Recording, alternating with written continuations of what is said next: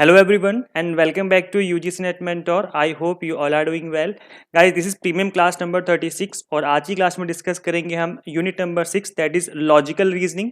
इसका Indian logic वाला part आज हम डिस्कस करेंगे। गाइस, काफ़ी इंपॉर्टेंट और काफ़ी इंटरेस्टिंग क्लास रहने वाली है आज की। एग्जाम में बहुत ज़्यादा चांस रहते हैं, मतलब 99% चांस रहते हैं कि इंडियन लॉजिक से क्वेश्चन पूछा ही जाएगा। एक नया टॉपिक ऐड किया गया है ये, तो आपके एग्जाम में यहाँ से क्वेश्चन पूछे जाने के बहुत ज़्यादा चांस रहते हैं। अगर हम बात करें प्रीवियस वाले एग्जाम जो हुए हैं वहां पर भी काफ़ी सारे क्वेश्चंस इंडियन लॉजिक से बने थे, तो इस बार भी डेफिनेटली क्वेश्चन बनने के चांसेस हैं। सो मेक श्योर आप इस लेक्चर को एंड तक देखें ताकि आपको सारी चीज़ें क्लियर हो जाएं।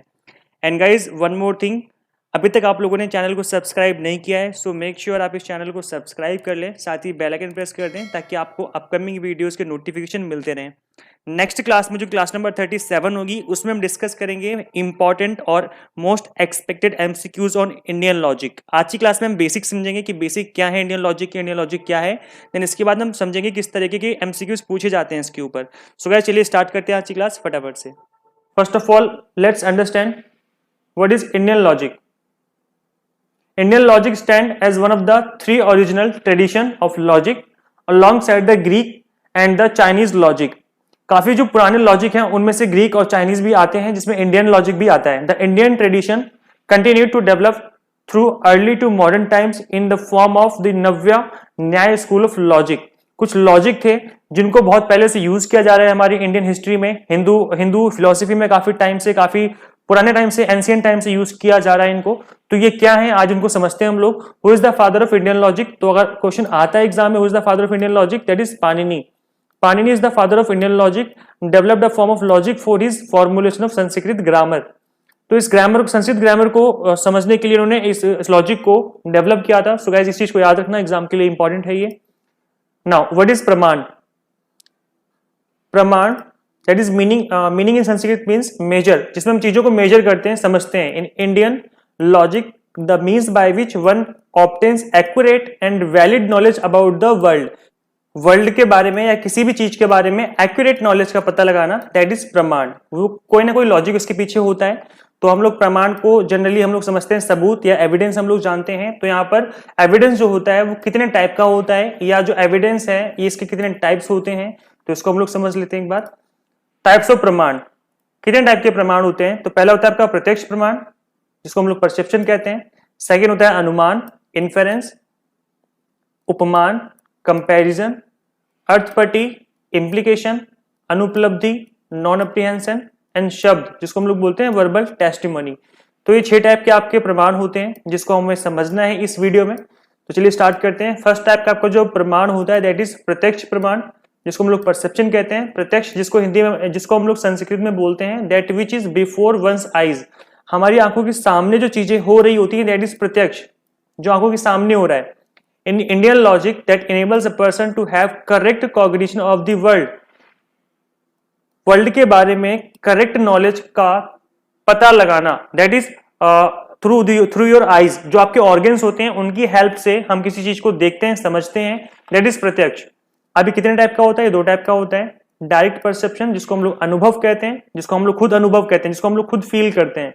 और इनडायरेक्ट, जिसको हम रिमेंबर रखते हैं, मतलब स्मृति, मतलब क्या होता है आपकी मेमोरी में जो चीजें रह जाती हैं पहले की, उनके बिहाफ पे हम चीजों को समझते हैं। तो हम ये दोनों ही काइंड को समझ लेते हैं एक बार। प्रत्यक्ष कितने टाइप का होता है, तब आपको प्रत्यक्ष और अच्छे से समझ में आ जाएगा। तो पहला होता है आपका डायरेक्ट परसेप्शन, जिसको हम लोग अनुभव कहते हैं, जिसको आपने खुद ही अनुभव किया है, आपने खुद उस चीज को देखा है, समझा है।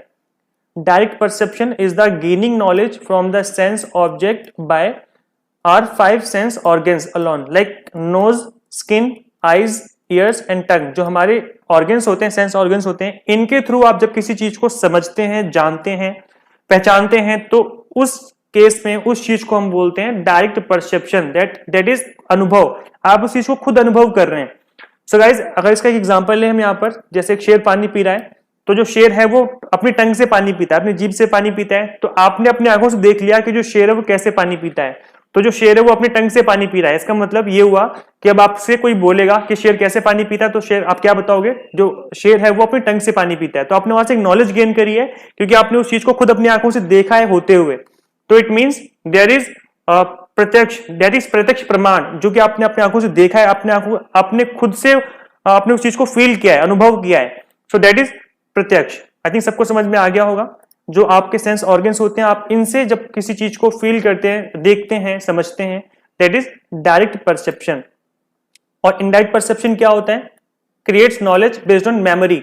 आपकी जो मेमोरी है, जो याददाश्त है, जो जिसको आपने पहले देखा हुआ है वो आपके दिमाग में फिट हो चुका है, और नेक्स्ट टाइम जब आपके सामने आएगा तब अब आप उस चीज को समझ जाओगे कि यहाँ पर क्या होने वाला है। जैसे शेर है, तो अब आपसे पूछा जाए कि जो शेर है वो जंगल में आपने देखा कि शेर जा रहा है, तो इसका मतलब अगर शेर आपने देखा है तो आप उसको देख के समझ सकते हैं कि इसकी 4 टांगे होती हैं, इसके हाथ नहीं होते हैं, और जो शेर है वो अपने टंग से पानी पीता है। तो इसका मतलब क्या हुआ? ये आपका इनडायरेक्ट परसेप्शन है, अनुभव किया था आपने बहुत पहले, जिसको अब आप उसी चीज को दोबारा से वेरीफाई कर रहे हो। मतलब अपनी पुरानी स्मृति से, अपनी पुरानी याददाश्त से जो कि आपने पहले से देखी हुई है, समझी हुई चीजों को, उन्हीं के बिहाफ पे आप इस चीज को समझ रहे हो। That is indirect perception. I think सभी को समझ में आ गया होगा, इजी है। ओके, नेक्स्ट इज अनुमान, that is inference. It is described as reaching a new conclusion and truth from one or more observation and previous truth by applying reason। यहाँ पे एक बात लिखी हुई है previous truth, मतलब आपके previous truth मतलब पुरानी जो चीजें आपने देखी हुई है, समझी हुई हैं, उसके बिहाफ पर, जो आपका पुराना डेटा है उसके बिहाफ पर आप चीजों का अनुमान लगा रहे हैं। अनुमान का मतलब क्या होता है? प्रोबेबिलिटी। आप इस किसी चीज के होने का कितना रीजन, उसका कितना लॉजिक हो सकता है उसके पीछे। तो इसका एग्जाम्पल क्या हो सकता है? Observing a smoke and inferring fire is an example of anumana. मतलब अगर धुआं उठ रहा है जंगल के ऊपर से, अगर यहाँ पे पेड़ हैं बहुत सारे और यहाँ पे धुआं उठ रहा है, तो इसका मतलब क्या हुआ कि यहाँ पर आग लगी होगी, मतलब उस जंगल में फायर लगी होगी, तभी वहां से धुआं उठ रहा है। दैट इज अनुमान। आपने अनुमान लगा लिया कि जहां से स्मोक, जहां से धुआं उठता है वहां पे आग लगी होती है, तो it means that is the example of anumana. I think सभी को समझ में आ गया होगा। सपोज करो आपके फ्रेंड के पास से बहुत अच्छी सी खुशबू आ रही है, तो या तो उसने इत्र लगाया होगा या फिर उसने परफ्यूम लगाया होगा। सो दैट इज अनुमान, क्योंकि आपने उस चीज को पहले भी फील किया हुआ है। तो जहां से भी खुशबू आती है, इसका मतलब वहां पर परफ्यूम या इत्र वाली जो चीज है वो यूज की गई है। नाउ नेक्स्ट वन इज उपमान, दैट इज कंपैरिजन। आप चीजों को कंपेयर करके समझते हो कि चीजें कैसे हैं। लाइक उपमान meaning in Sanskrit is comparison, जिसको आप कंपेयर करते हो। इन Indian logic bye which one can have valid cognition of the world. उपमान describes knowledge imparted by means of analogy, that is similarity। चीजें जो सिमिलैरिटी शो करती हैं, जिस जहां पर आप कंपेयर कर सकते हो चीजों को, वहां से जो आप कोई रिजल्ट निकालते हो, दैट इज उपमान। It is based on comparison. आप चीजों को कंपेयर करके रिजल्ट निकाल रहे हो। जैसे एग्जांपल्स लेके समझ लेते हैं। A person who had a cow in a town in the past perceives a wild cow in the forest, perceives its similarity with the cow and then knows the similarity of the remembered cow with the perceived wild cow।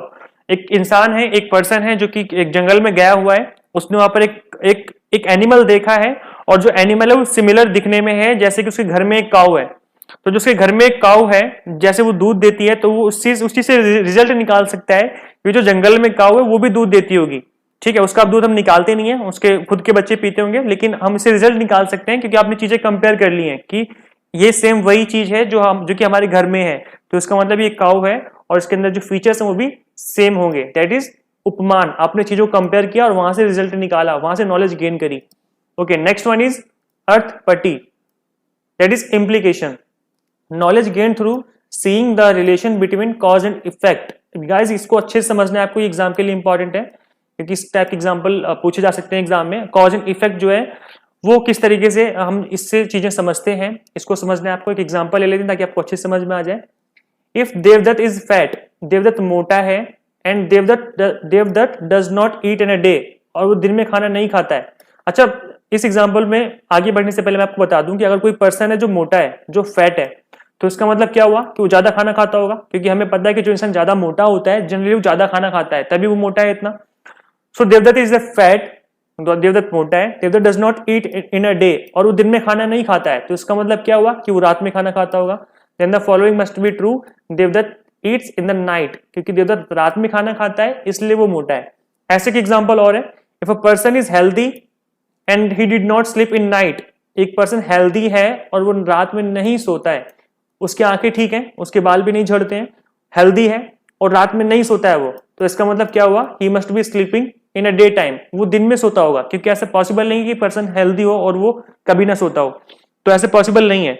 सो यहाँ पर आपको cause and effect समझना है कि इसका cause क्या है और इसके इफेक्ट क्या हो सकते हैं, वहां से जो रिजल्ट निकलेगा that is arthapatti, that is implication. I think सबको समझ में आ गया होगा। Okay, next one is anupalabdhi, that is non apprehension, किसी चीज की एब्सेंटिज्म, किसी चीज का एब्सेंट होना, किसी चीज के एब्सेंट होने से भी आप वहां से रिजल्ट निकाल सकते हैं, वहां से चीजें सीखी जा सकती हैं। जैसे समझ लेते हैं इसकी डेफिनेशन। अनुपलब्धि मतलब क्या होता है, मींस नॉन रिकॉग्निशन, किसी चीज का ना होना, कोई चीज वहां पर नहीं पाई गई। Non perception, this word refers to the pramana of non perception which consist in the presentative knowledge of negative fact, किसी चीज का नहीं होना भी बहुत कुछ सिखा देता है। जैसे सपोज करो यहाँ पर एक लाइन लिखी हुई है, anupalabdhi for the perception of the non existence of thing, किसी चीज के ना होने का जो परसेप्शन है दैट इज अनुपलब्धि। एग्जाम्पल ले लेते हैं, non existence of oxygen on planet means no life for human, अगर किसी प्लैनेट पे ऑक्सीजन नहीं है तो इसका मतलब क्या हुआ, वहां पर ह्यूमन के लिए लाइफ नहीं है। तो इसका मतलब आपने यहाँ पर एक रिजल्ट निकाल लिया, आपने यहाँ पे एक चीज सीख ली कि वहां उस प्लैनेट पे लाइफ नहीं है क्योंकि वहां पर ऑक्सीजन नहीं है।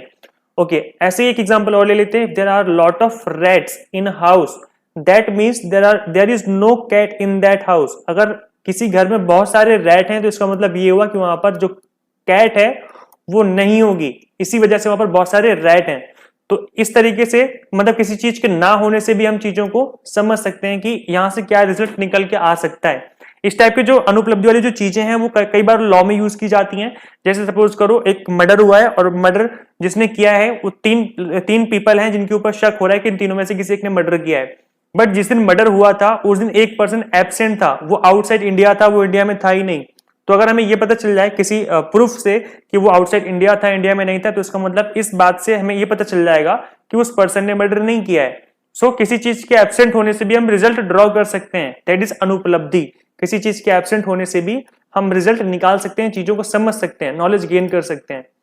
नाउ लास्ट प्रमाण इज शब्द, that is verbal testimony, this is gain through verbal testimony. Guys हमें बहुत सारी चीजें ऐसी हैं जो हमें पता होती हैं लेकिन हमने कभी देखी नहीं है, फिर भी वो चीजें एग्जिस्ट करती हैं। तो वो चीजें एग्जिस्ट कैसे करती हैं, सपोज करो हमें पता है कि सोलर सिस्टम होता है और 8 प्लैनेट है, अगर हम प्लूटो को मिला दें तो टोटल 9 प्लैनेट है। हमें पता है कि 9 के 9 प्लैनेट जो है वो अर्थ के साथ रोटेट कर रहे हैं, मतलब अर्थ के सन के आसपास रोटेट कर रहे हैं, सूरज के आसपास रोटेट कर रहे हैं चारों तरफ। तो इसका मतलब हमने उनको देखा तो नहीं है लेकिन फिर भी हम इस चीज को बिलीव करते हैं, समझते हैं, जानते हैं। तो ये नॉलेज कहां से है, क्योंकि हमने चीजों को पढ़ा है, हमने चीजों को समझा है। तो इसको हम लोग बोलते हैं शब्द, that is verbal testimony. A lot of knowledge that we gain about the world is through verbal testimony, that is text, symbols और वर्ड्स, जिसको हमने पढ़ा है, समझा है, तभी वहां से हमने नॉलेज को गेन किया है। तो so that is the last thing, last प्रमाण, दैट इज शब्द। आई थिंक सभी को गाइस समझ में आ गया होगा। So guys, how to qualify UGC NET in first attempt? In order to score good marks, you need to do target based study. Guys, target based study से क्या मतलब है हमारा, वो टॉपिक जो कि एग्जाम के लिए इंपॉर्टेंट है उनको उसी पॉइंट ऑफ व्यू से पढ़ना है जिस तरीके से एग्जाम में पूछे जाते हैं। इसका मतलब आप टारगेट बेस्ड स्टडी कर रहे हो। तो हमने यहाँ पर आपके लिए unit wise complete notes cover किए हैं फॉर पेपर 1 एंड कॉमर्स। ये जो 2 पेपर हैं वो हमारे पास नोट्स अवेलेबल हैं। हमने क्या किया इसमें, हमने यूनिट वाइज हर एक टॉपिक को इसमें कवर किया, एक्सप्लेनेशन हर एक टॉपिक का गिवन है इसमें, ताकि आपकी जो स्टडी है वो टारगेट बेस्ड हो सके। इसके बाद हमने यूनिट वाइज इंपॉर्टेंट एमसीक्यूज डाले हैं ताकि आप प्रैक्टिस कर सके यूनिट वाइज, और प्रीवियस ईयर के पेपर्स भी हैं with solution. So this is complete bundle for paper 1। आप यहाँ पर इन जो आपका पेपर 1 के नोट्स हैं वो आपके लिए कंप्लीट बंडल हैं। अगर आप इनको फॉलो करेंगे तो डेफिनेटली अच्छा स्कोर कर पाएंगे। एंड गाइज इन नोट्स, अकेले सिर्फ नोट्स से कुछ नहीं होने वाला और अकेले सिर्फ वीडियो लेक्चर से कुछ नहीं होने वाला। जो यहाँ पे आपको वीडियो लेक्चर्स मिल रहे हैं टाइम टू टाइम, जो प्रीमियम क्लासेस आपको हम यहाँ पे प्रोवाइड कर रहे हैं, सिर्फ इनसे कुछ नहीं होने वाला है। प्रीमियम क्लासेस प्लस नोट्स, अगर आप इन दोनों का कॉम्बिनेशन बना लेंगे तो डेफिनेटली ये मेरी गारंटी गाइज कि आप अच्छा स्कोर कर पाएंगे, बिकॉज यहाँ पर आपके जो प्रीमियम क्लासेस हैं इससे आपके कॉन्सेप्ट क्लियर हो जाएंगे और नोट्स से कॉम्प्रिहेंसिव स्टडी हो जाएगी और एमसीक्यूज की प्रैक्टिस हो जाएगी with previous year paper. So this is complete solution for paper 1, आप डेफिनेटली अच्छा स्कोर कर पाएंगे।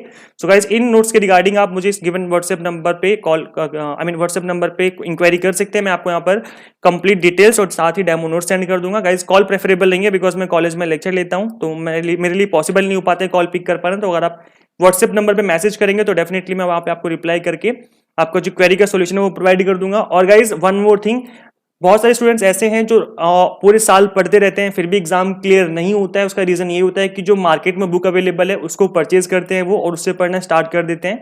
गाइज कई बार क्या, देखो मैं ये नहीं कह रहा कि मार्केट की जो बुक है वो खराब है, मार्केट बुक भी अच्छी है, लेकिन जो बुक्स होती है वो बहुत ज्यादा कॉम्प्रिहेंसिव होती हैं, उस केस में जो टॉपिक बहुत ज्यादा इंपॉर्टेंट होते हैं, कई बार वो मिसिंग होते हैं, वो गिवन ही नहीं होते हैं बुक में, और जो टॉपिक इतने ज्यादा इंपॉर्टेंट नहीं है, बहुत ज्यादा डिटेल में गिवन होते हैं, मतलब तो कॉम्प्रिहेंसिव वे में गिवन होते हैं। आप खुद एक बार बुक को पढ़ लो, आपको पता चल जाएगा कि, और प्रीवियस ईयर के पेपर्स देख लेना, आपको पता चल जाएगा कि ऐसे कौन सा टॉपिक है जो बुक्स में गिवन ही नहीं है, बुक्स में गिवन ही नहीं है, या कौन से टॉपिक है जो बहुत ज्यादा गिवन है और कभी पूछे नहीं जाते वो।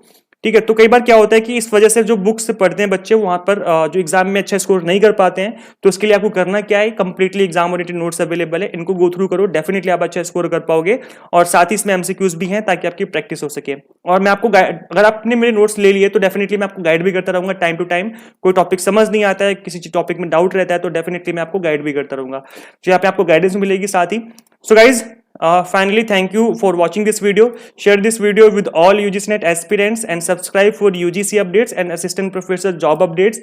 Guys, आपको वीडियो लेक्चर्स कैसे लगते हैं प्लीज कमेंट करके जरूर बताया करो, और साथ ही इन वीडियोस को ज्यादा से ज्यादा जरूर शेयर किया करो ताकि सभी की हेल्प हो सके, जैसे मैं आपको पढ़ा के हेल्प कर रहा हूँ। जो भी UGC-NET या सेट के लिए प्रिपरेशन कर रहे हैं सभी के साथ इस वीडियो लेक्चर्स को शेयर करना है ताकि सभी की हेल्प हो सके। सो गाइज, इस वीडियो में इतना ही, मिलते हैं नेक्स्ट वीडियो में। Till then keep watching UGC-NET mentor. Thank you so much.